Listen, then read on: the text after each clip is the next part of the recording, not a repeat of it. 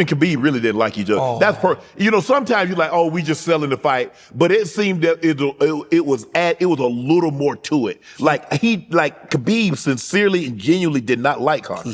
He won't say his name still today. He still does not say his name. Because of what he said about his religion and about his dad. He still won't say his name. Last week he did an interview in New York. He says, this guy, he'll never say his name. He hates him.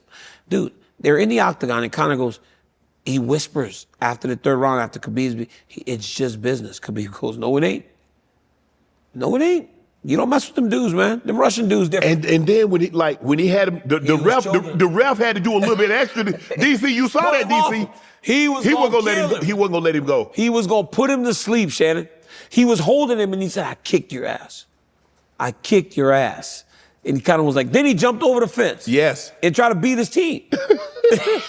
I was like, whoa. But dude, he had him. He was not going to let him go because he felt his family got so disrespected by this dude that he wanted to end him. And honestly, sometimes you bite off more than you can chew. Yeah. Because Conor got beat bad that night. He did. He got beat bad. I mean, but here's the thing that shocked a lot of people. Conor made Khabib.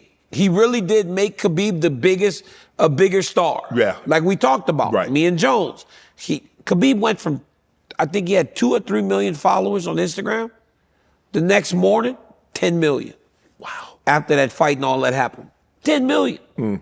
Crazy. 7 million a night? That's a big jump. You think Khabib would come out of retirement?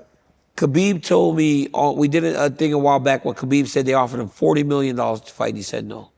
He ain't coming back. If they offered him $40 million and he hasn't come back yet, he ain't coming back. No. Nah, he in Dagestan. Well, I bet in Dagestan you can make $1 million and be good for the rest of your life. Yeah. Right? In that place.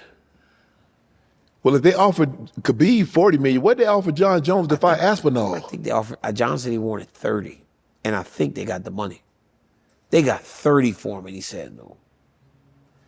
They got 30 for me and he said, hey, let me tell you something. I just told you I'm barbecue meat. 30? All of a sudden you don't hurt 30? Shit. I might test positive after it's over. What is it about Dagestan that the guys they can wrestle? Now, look, I've seen somebody follow somebody like those wrestlers. Yeah. I'm talking about those guys that go to the Olympics. Yeah. That's a whole different level of wrestling. Yeah, them dudes. How did they get so good? So over there, they put them in wrestling. They put them in both styles. Then at like 5, 6 years old, they like where a kid's gonna be better, and that's all they do. All the way up through school. Khabib and Islam started doing Sambo when they were super young. Together. Right? With his dad. So their whole life they did combat Sambo. Combat Sambo was actually like gi tops, punching, grappling. Like they were essentially doing MMA as like kids. Right. And then just keep getting better. I think for my son, right, to have the mentality that I have or had, it's impossible. His life's too comfortable. Yeah, okay. His life's too comfortable. You and your brother and your children, they can't even make themselves think like you did growing up, where you grew up and how you grew up. Right. So it's like they all live like that. Because while Khabib, I want to see Khabib's son and then the next Islam's son. Then we could see how it does over there. Because for them, it was the way to live. Right. And change all of their Everybody's lives, yeah. Just like us. Yes. Right? It's like, we're almost like desperate. Right. So when my kid's like playing football, and he's like, I want to do this, and I want to do this. I go, well, you got to be at every practice. You got to go with your individual coach. Like, you got to go on Sunday whenever you go do all your speed and agility. Right. You have to get up early in the morning to lift weights. I go, because while you are living where you live and how you live, there's a kid like me that's doing the same thing, but without the fallback of what my dad did to make sure that I'm okay when all this is done. Right. So I don't know that we can, how does Christian McCaffrey develop the mentality that his father had, unless his father came with a hope from, Ed, maybe he had a whole bunch of money. But I don't know, how does he develop that mentality? I'm a firm believer when I look at the Mannings. Yep, them. Archie Manning and his Peyton and Eli. They just teach him. Yeah. I mean, it's something special for your dad to have and says, nah, I want to get it. See, I still have a healthy respect for Bronny. Yes. Because he's still, the likelihood of you having a historically or a transcendent great parent and then the child be equally as transcendent and great, it's just not going to happen. No. It's great. Ken Griffey Sr. was a good baseball player, but he wasn't Junior. No, he wasn't. Bobby Bonds was an unbelievable player. He wasn't Barry. Nope. And so to ask, Kareem had son, Magic got son, to ask their sons, their prodigy to be just what your dad, it ain't happening. So for the dad, for Ken Griffey Jr. and Barry, their dads were good. Yes. They just wasn't them. They weren't them. So the second one was better. Yes. But to ask the next one to be better than the one that's the greatest? Just imagine Barry Bonds' son being Barry Bonds or better. No. It's like Vladimir Guerrero. Yeah. He was really good. Yeah. But his son now is with the same name. Yes. With the same name, better than his dad. That's crazy. So for him to have another one that does that will be very hard. Right. But where's Peyton's son? Where's Eli's son? Yeah. Peyton said his son went to his camp a couple weeks ago. I saw that. Yes. But is he? It's gonna be very. I mean, come on. It's gonna be hard. Yes. Now, Tom has a son. Yep. But here's the thing. But Arch is good, but it's the other son. Yeah, it's the other son. Right. Yep. So just imagine Tom Brady's son, Benjamin, being as good as Tom. God ain't fit to bless you like that, bro. I'm sorry. He ain't fit to bless you like that. I don't think so, man. It's hard. Yes. But but even for LeBron James Jr. Yes. LeBron James Jr. Yes. To be in the NBA, it's nuts. And then to have another one that's supposed to be even better than the other one. Yes. But to expect them, and I think the thing is LeBron's done everything right. Yes. But to expect a child to be LeBron or Kareem's son to be him or Magic's son to be him, come on, bro. That's not happen. LeBron James Jr., if he can stay in the league for 10 years, that to me would be astounding. Because, and he will. He will. Yes. But to be in there 10 years after what your dad did, with all that pressure, from the moment he picked up a basketball, there was pressure on him. Because the expectation you got to be, because everybody know who your dad is. My son would wrestle, and I would see people, my kid just beat DC's son. I'm like, but it's that my ain't DC. Son. It's not. You didn't beat, right? I just beat DC's boy. I had Ken Griffey Jr. on, and when his son Trey was coming up, he played baseball, and the people in the stands would say, he ain't his dad. And his dad would say, name 5 people who are. Ooh. Ooh, I like that. So what would they say then? They couldn't say anything. I mean, guy wasn't, he was an MVP. He did everything. Yes, he's one of the greatest. He's one of the greatest players. I mean, the sweetest swing ever. 600 home. Come on, he ain't gonna be him. No, it's okay. But the kid has to accept that. Yes. That is okay. And a lot of people, we were having a conversation about my brother. I embraced it. See, I never lived in the shadow. I embraced it. Every number he had, I got the exact same number. Wow. He was 3 in high school. I was 3 in high school. He was 2 in college. I was 2 in college. 84. He was 84. Yep. I was 84. Every card that he had, I got. So I never looked at it like, and when people told me, man, you're not going to be like your brother. I'm like, watch. Watch me. Watch. But not many people have that. Yeah, they not many people have that dog in them like that. Like there's a dog about that mentality that most people don't have. Yes. Especially a kid that wakes up and he's sleeping in a beautiful home with everything he'd ever want in his life. Like, it's hard for that kid to go. Yeah. My kid gets up in the morning at 6:30, 3 days a week, and he lifts weights. Right. My kid does wrestling practice at 2 o'clock in the afternoon. Then he goes to football practice at 5:30 in the afternoon. He does that 4 days a week. Then on Sundays, he meets with his private coach to do football training. Right. Where he does speed and agility. Right. He catches passes. He goes through his coverages and his reads. Right. For me, that's my son going, Dad, I want to try to do something great. I said, Pop, if it works, awesome. If it doesn't, you gave yourself a chance. That's it. You took advantage of every opportunity you had, everything that we have accrued, you use to try to better yourself. Right. If it works, great. If it doesn't, you never skipped out on the work. Right. That's all I care about. Right. And I'm fine with that. And maybe it does, maybe it doesn't. But he's given himself a chance, even though he doesn't have to. Right. That's what I love. Good. Let me ask you this. How did you and Khabib become such great friends? That's my boy right there, man. He walked into the gym. He walked into the gym by himself. King Mo Lawal brought him from New Jersey. Mm-hmm. He wanted to come and train with all the wrestlers. Barely spoke a lick of English. Walked in the gym, stayed at a Extended Stay America, right up the street from AKA, and he would walk back and forth by himself from the hotel to the practice. And on his first day, I was like, oh, a little Russian kid, because I spent a lot of time there when I was wrestling.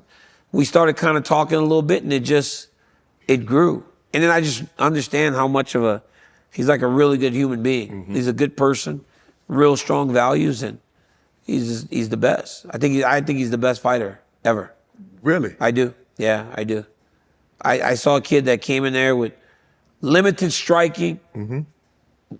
He told you exactly what he was going to do every single time, and he did it. He was beating Michael Johnson up one time, telling him, brother, you know I deserve a title fight. Right. You need to give up. Like, yeah. That's how dominant and he was. Sat in the pocket with Conor and knocked Conor down. Knocked him down. After Conor had boxed Floyd Mayweather for 9 rounds. He stood with him and knocked him down. Yeah, I think he's the best, man. I think he just stands for something so much bigger than just fighting. And I think he obviously elevates the people around him, which is very important. But he also is he's like a guiding light for a lot of people that follow him. Right. And he does things the right way. Right. There's this viral clip going around that he refuses to shake this lady's hand out of respect for his wife. Yep, and for his religion. His religion. And if you know his religion, that's the way it is. That's the way it is. Right? But not many men are willing to do that, especially in that moment. Right. Right? Kate Scott. Kate Scott. She's a great analyst. Yes. But I think the reason it got so odd was because that kid reacted the way that he did. Mm-hmm. There was a YouTube kid that was up there with him. Mm-hmm. And he kind of was like, oh my God, like, speed. I show speed. Yeah. And the way he acted was like, because he shook everyone's hand. But then he just politely said, and then I'm pretty sure he explained it to her afterwards. Yes. And then, but again, it's live TV, right? Things happen. But that's respect to his wife. And then I was honestly respect to Kate. It's actually a respectful gesture to the person you're refusing to shake hands, because he, as a married man, should not shake the hand of another woman. Wow. What separates Russian fighters from American fighters? I don't think that is much more to it than just that need to change their lives. Yeah. Right? Their need. I mean, even in I'm not talking homeless. Like, I'm not talking like transient people that are living on the street. But even our upbringing, even mine, where I lived in small house after small house when I was younger. Yeah. Then my parents did all they could to move us into a big house, to where they bought their first house for $10,000. It wasn't a great house, but it was theirs.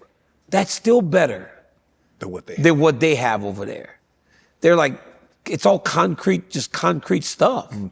So yeah, it's like, I think it's just that mentality of need to get better that allows for those guys to kind of just elevate themselves a little more. Because even my upbringing, and I thought that I had it tough, was better than what they have there. And you know what people are willing to do to change their lives. For sure. Yeah. You and Conor went back and forth on social media, but you said it's over for Conor. I mean, the money that he made from Floyd, the money that he's made off his alcohol, the money that he's making now, to go back into, I mean, you're worth $300 million, to go in there and it's like, you know what? I want to get kicked in my face, hit in my face, elbowed in my face. Need. Yeah, there's no need there. Yeah. He doesn't need that. He doesn't need this anymore. Marvin Hagler said, it's hard to get up in the morning when you're sleeping on satin sheets, right? Yes. Way back in the day. Yes. There are a few sayings in the world that are untrue. Yeah. That was. Right. Like, you know that one where it's like, to be the champion, you got to defend the belt? Yeah. That's bullshit. Ric Flair started that.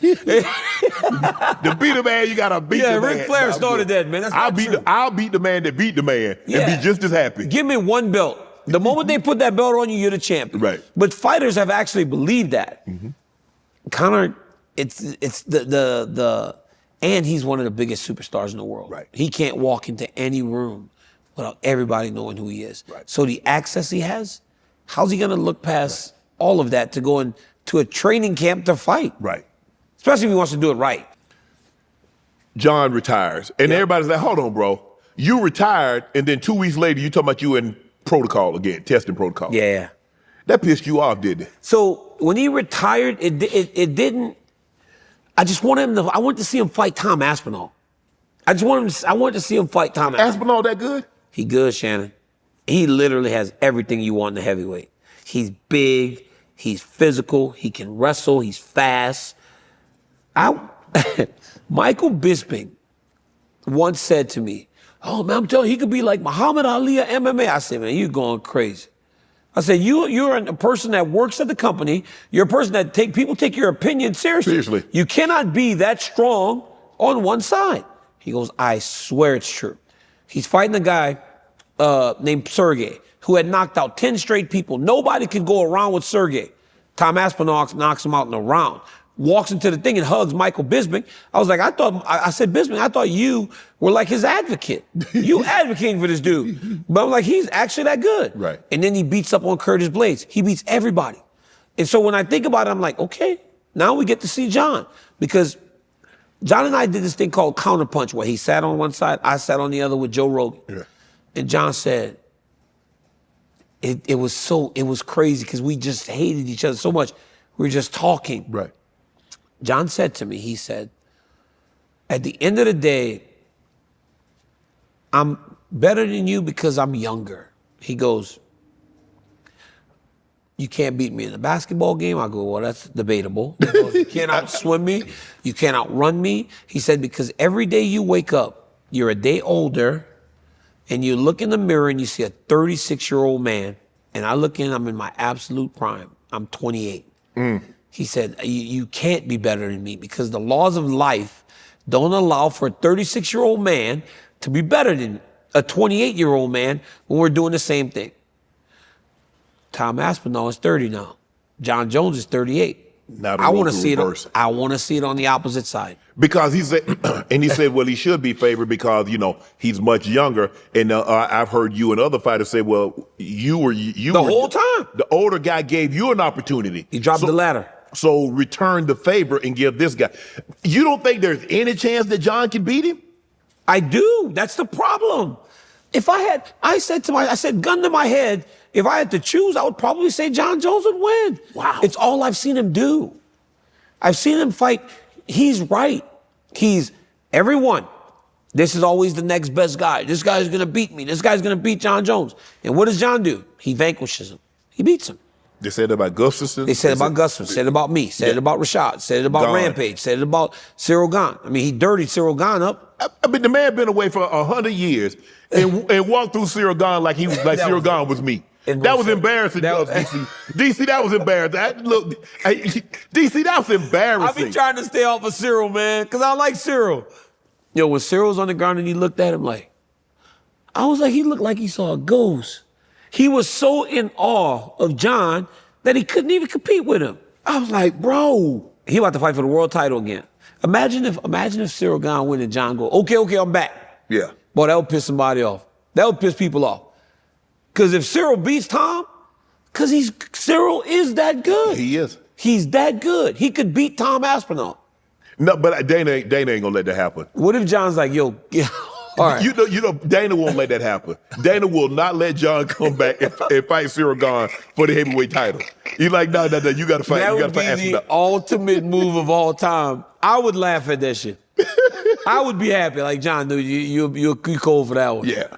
Want to join Club Shay Shay? Become an official member by hitting that subscribe button, where you never know who's going to be joining us for drinks and conversation. Don't be late to the party because we like to do something before 2 something.